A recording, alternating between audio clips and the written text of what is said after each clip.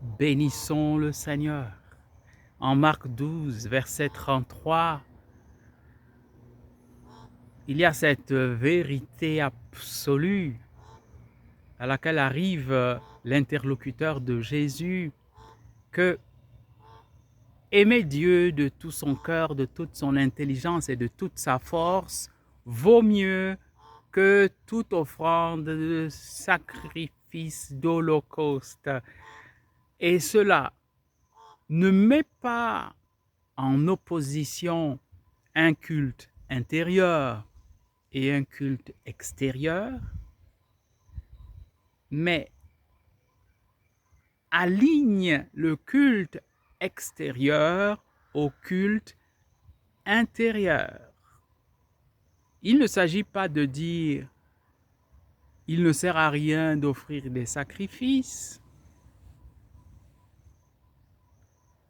Il s'agit de dire que valent les sacrifices en dehors de l'intention qui les accompagne. Il ne s'agit pas de dire aucun sacrifice matériel n'a de valeur. Il s'agit de dire pour qu'un sacrifice ait de la valeur, il faut que le cœur se tourne vers Dieu dans une intention pure. De plus, ce qui témoigne que le cœur se tourne vers Dieu, c'est qu'il fait la volonté de Dieu. C'est donc l'amour de Dieu et l'amour du prochain qui devrait me donner la force d'entrer dans la grâce de faire la volonté de Dieu.